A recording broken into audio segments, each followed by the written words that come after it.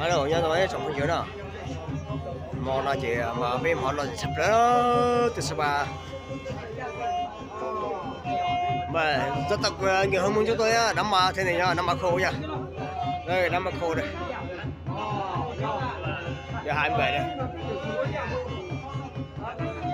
Rồi tất cả là thể chúng rồi. Anh em thoải mái. Anh em đang lạy đấy nhá. Còn cuối đó là tôi không cần biết cái gì hết.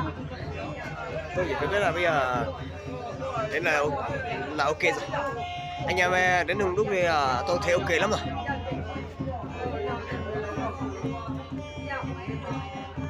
Tối nhá, tối nửa đêm nhá, 12 giờ tôi quay nhá. Nhưng vẫn thấy net là ok rồi các bạn ạ. Ok chưa? Thế là quá ok rồi đúng không? Tối nửa đêm tôi không phải dùng máy quay mà tôi dùng điện thoại quay được, thế này là cũng ok rồi.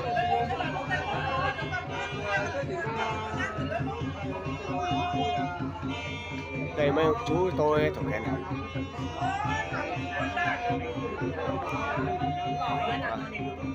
Vì do tôi không quay được nhiều là vì tôi rất là bận công việc ở đây thì tôi mới không quay được nhiều cho các bạn xem nha. Nhưng mà không sao. Ngày tối này coi mai tôi quay Mỹ nữa, để ngày kia tôi quay Mỹ nữa là ok, đó là thành minh bài. Để tôi ghép thành một bài nhá để ok các anh em xem này từ đầu đến đít được.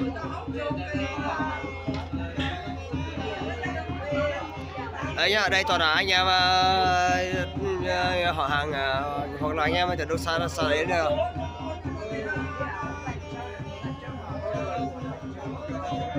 Đấy nhá, anh em nhá, lại toàn là anh em trong nhà cả. Anh em trong nhà nhá, anh em trong nhà để đây là lượt của người hâm mộ chúng tôi. Thấy được chơi nhá. Tôi quan nét đây là ok lắm rồi.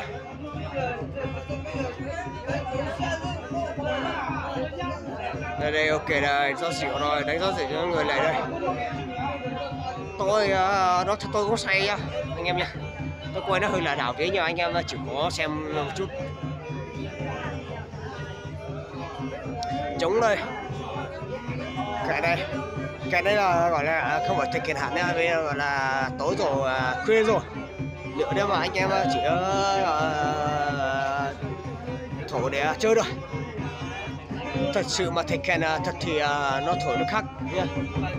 Thật sự thầy kèn nó thổi để đâm ra nó sẽ khác hơn nhiều. Đây anh em ơi, anh em chỉ có ngắm cảnh của tôi nhá.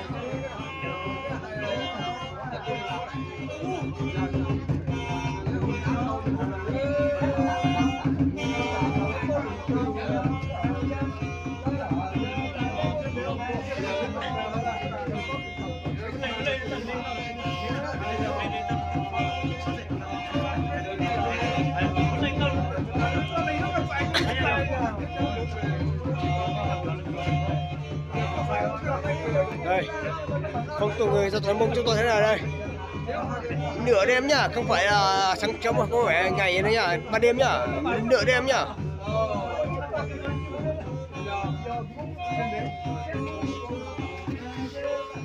Rồi nhờ chị, nhờ ra đây nhờ anh em. Nếu không tôi đi cất đấy, nếu không tôi cũng đi cất đấy, tôi không qua đây anh mà xem.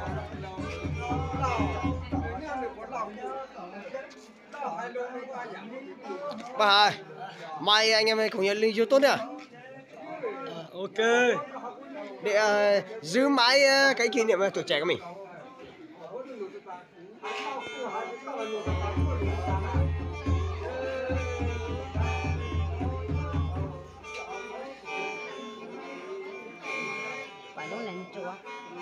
Này giữa trẻ của thay này áo tuổi, này áo đua nhiều đua buổi sáng nhá. Nó đây là cuốn điện đó, đây là thôi điện toàn luôn đó. Chả hay sẽ được bỏ đây thì ít thiên để bồi sống cho quán đây sẽ có trong đó từ như nhà bỏ đây, như nhà bỏ trái nó nhiều lậu đầu là nhưng bỏ đuôi ý ảo cháu nó.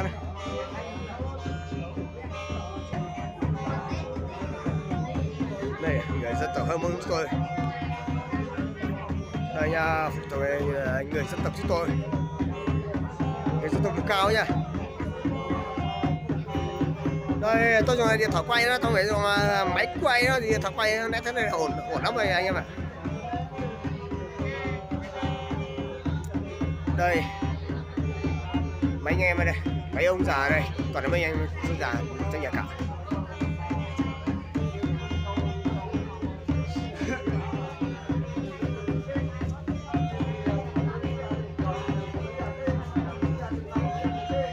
Chụp hình chưa? Giờ nó phải tại nó sai rồi dọc cờ đó, sai dọc cờ, sai ở có ba dọc cờ đó là tại lúc nào mà nó sẽ muốn sợ đây.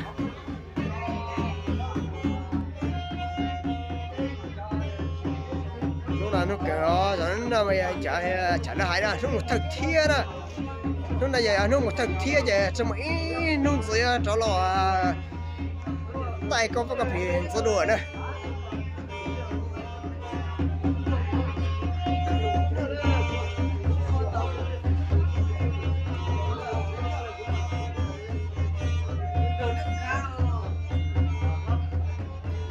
Bên mong là phong sinh nữa nên thì bỏ là ba sai ba thương cài của đây.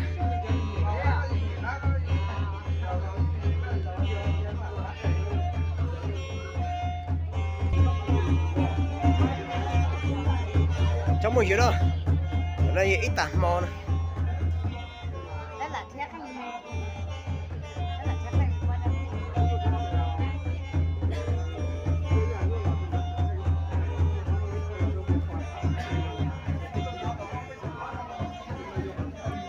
Chú Phong ơi, mày đánh lúc mình chết sao lúc này chết chèn nó nhá, ủng hộ em ủng hộ anh một lượt xem nhá. Anh con này mấy bài nhưng mà anh cắt nối thành một bài hết. Hôm qua quay một được hơn 6 phút, hôm nay qua Mỹ được hơn 7 phút đó, bây giờ mai qua nữa là được hơn 20 phút 30 phút ghép thành một bài. Cả đời anh em đây có nhiều già chết nhưng mà vẫn là tuổi trẻ vẫn còn đây. Qua chú một tí nhỉ.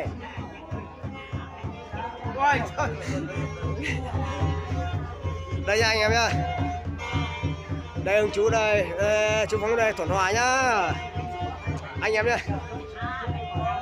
Đây toàn anh em trong nhà cả rồi. Ok, xem nét đây, nét là tôi có cho khách à. Cái chồng bao giữa hôm nay ở bên mong là phong thủy rồi rồi thì bỏ bắt sang ai cũng không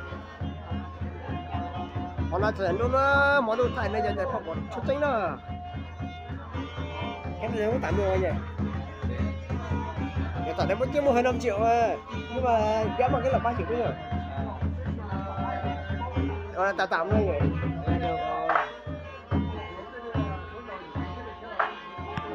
Thế chẳng phong gì đó, giờ bỏ ra ba sang ai của nó đó, nhưng mà bên phong là phong sư về trở lên nó đây. Nên thì sắp bỏ về sang ai của sạch của lệ tôi tất cả là bỏ đây. Ít chẳng phong gì đó, sai đây ở đây ít tảng mò bên phong sư mong để kỹ trái đó ô lọ gì nữa.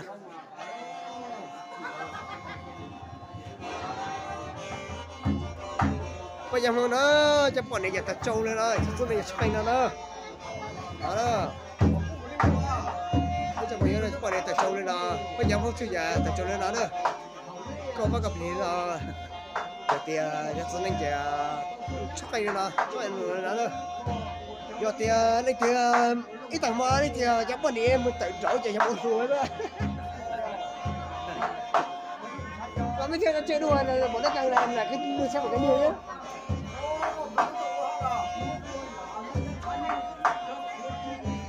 Cháu không chịu đâu, nó chả biết sao nữa, để cản thủ tê ở cô là nó thay đua, tổn tháp sẽ thay đua thế, chứ là thay lên nó sớm rồi, thì chú cản thủ bên mà nó thay đua.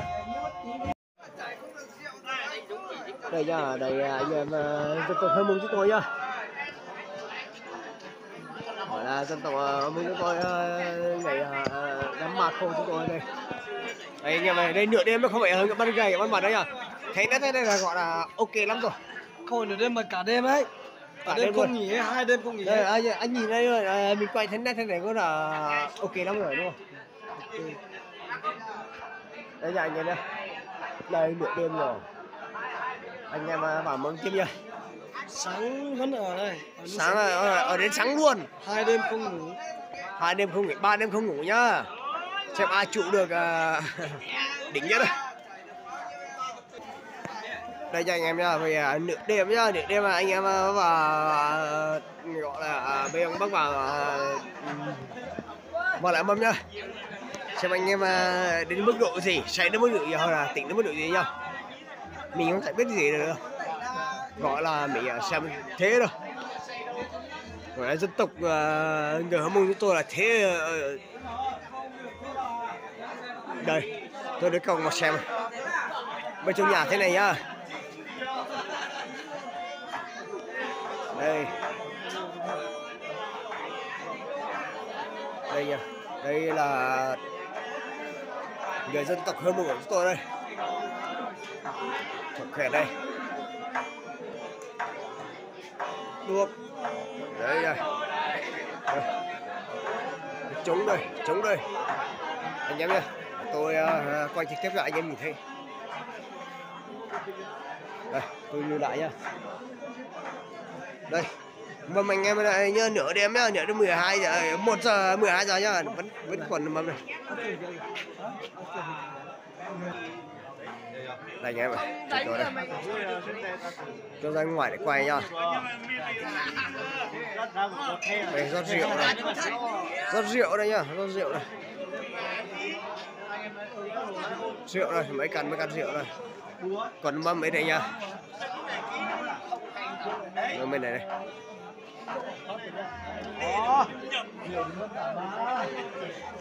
Đây. Rượu. Đây, âm hí.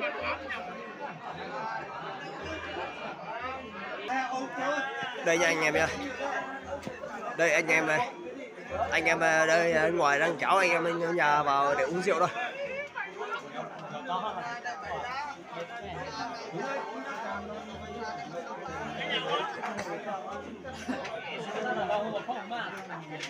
Đây anh em ơi, tối nửa đêm nha.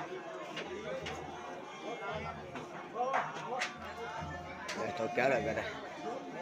Đây mấy ông này, mấy ông trượng này. Trực bếp thì chưa có nhá, thế tôi coi trực bếp sau này. Đây mấy anh em ngồi chơi đây. Đây tôi coi trong này nha. Đây chỗ này trong nhà nhá. Thầy cái là thầy trống đây. Đây là phủ nữa đây, thầy thắp đuốc rồi.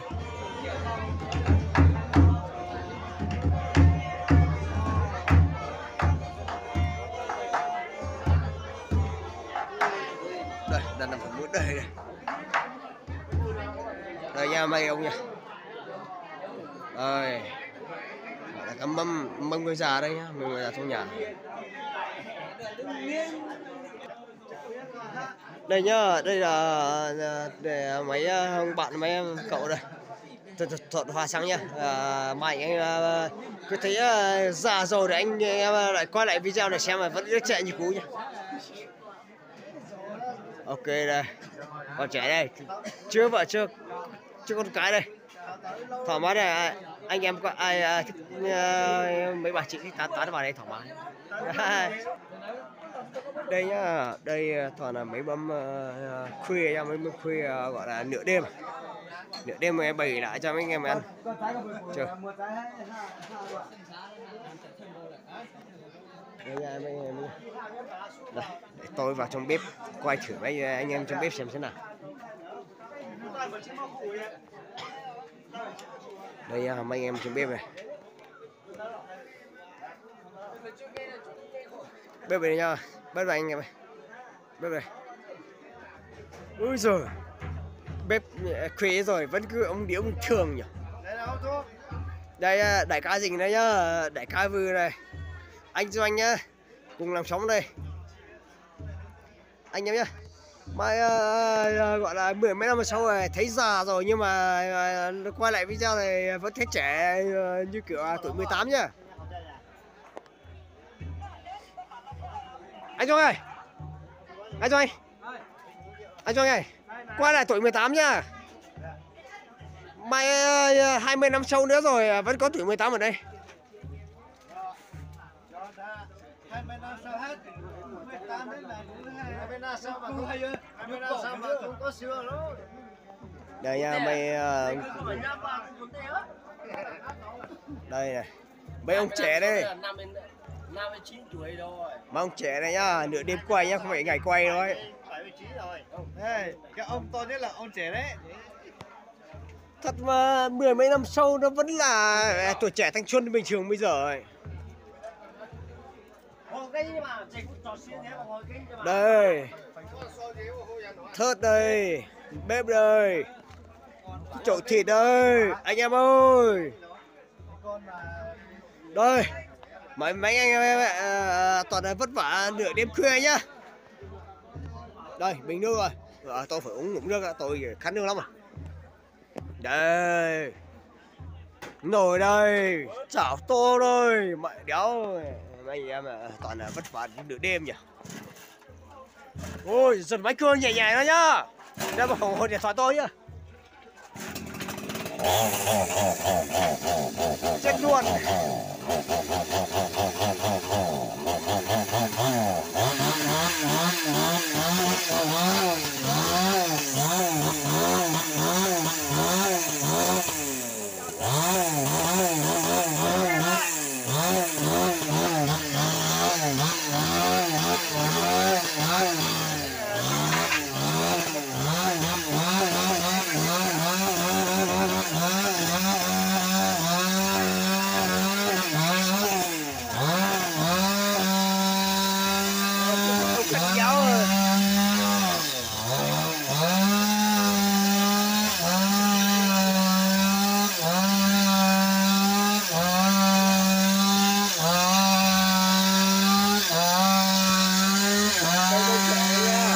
Thanh xuân 15 đây.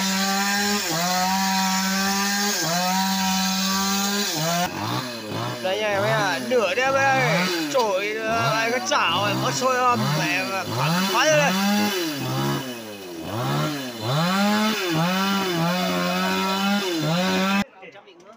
Đây nha anh em ơi. Đây anh John đây, người trong làng này. Anh John chạy ngay. Mâm đây nhá, mâm đây này, trẻ này. Làm đi thuốc làm ván nhỉ? Ok. Vấn đề mà nó bóc đâu, nó được sửa cái gì đâu. Hôm qua mới vậy hả? Đây nhá, anh chạy ở mình đây, anh Tú đây nhá. Anh Vừ đây. Còn ở đây gọi là cậu chú bé đây. Anh em á, chú để ý xem là 20 năm sau nhá, mặt vẫn trẻ như cả trai trẻ bình thường luôn bây giờ ấy. Cái bùa cái chất là bùa là chúng ta được không?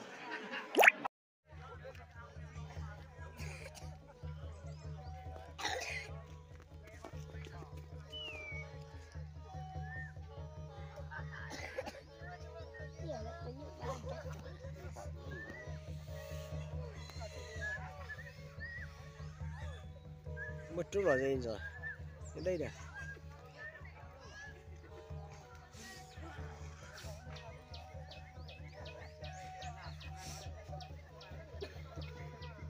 Được chưa ta?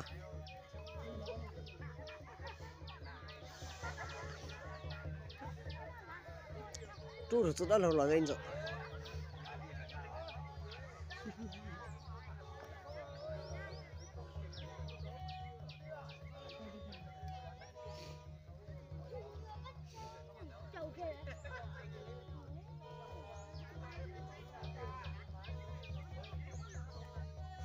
Ôi kéo gần quá không nên nói.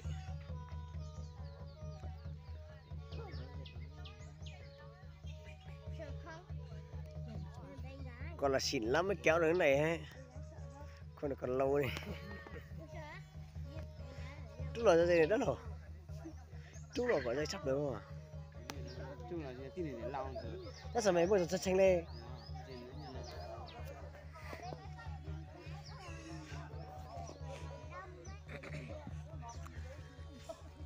Đây là một hoa đó luôn, một hoa cho hai cái gì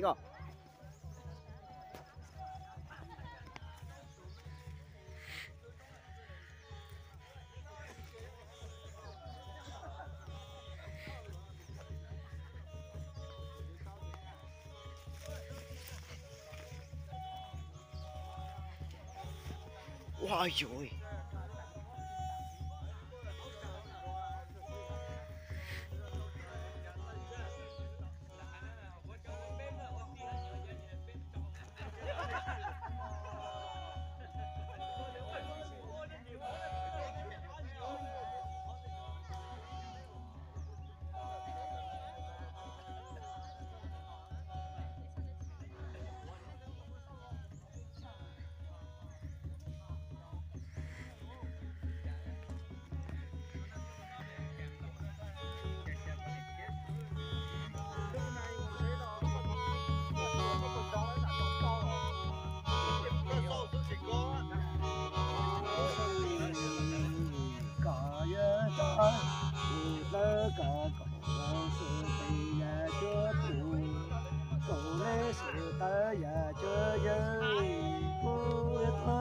Chẳng có chớ chỗ có hậu nà lư hậu phù giờ phù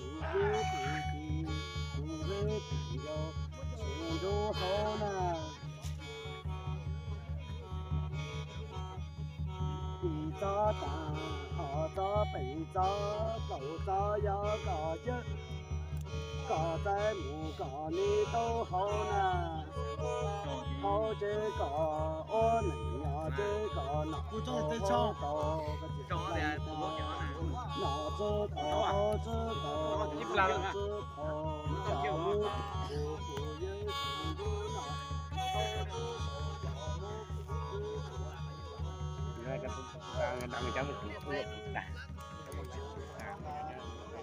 đó sao vậy lấy xe hứa YouTube là bỏ à nó tự đăng Facebook rồi này nó tự đăng Facebook rồi à nó đây YouTube hay đây đây YouTube hay đây yêu hai tao chỉ tiền còn là hai hột trầu à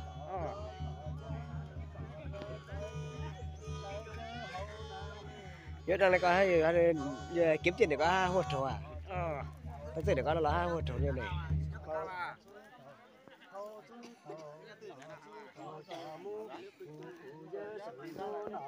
hậu知道家母不给不的，不为不要生出好哎，母知道那不干净，母知道那也干差哎，也不是也来长得那了。cả cả chơi to cho cả hậu tàng cả cả ya to lũ chơi nhà na bảo khoa na lũ cơ sông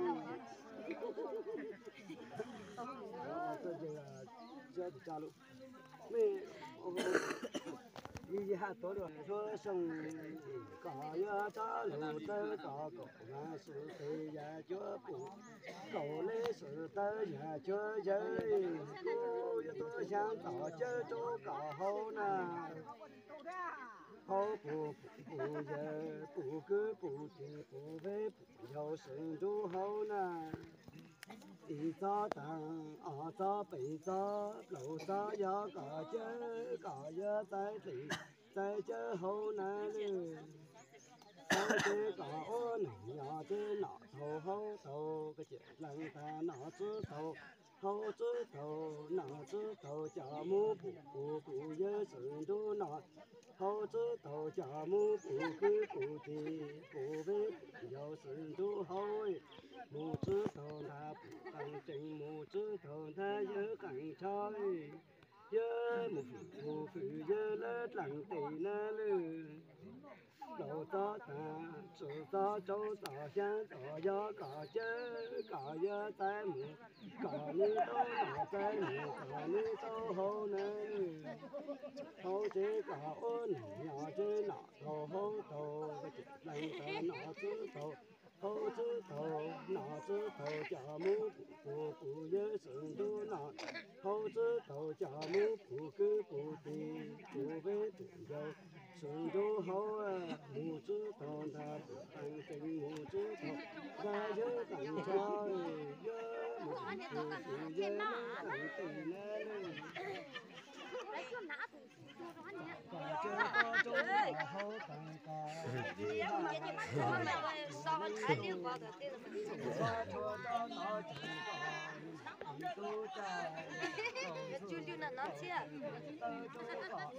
chả mua gì chả mua tán lại có tán sẽ đâu chơi nhau chả mua sẽ đi mà kêu tiếng số chả mua kia cái này có yo sai mua có mi to nan có chả ý tu mua có yo chỉ tình sao tu bố tu tu đi hà nhỏ ta càng tao du lô cho ta càng na đi giờ càng kỹ hiện là ya ni cả chân thà chữ cho phụ chân thà chữ cho giờ càng kỹ hiện là ya ni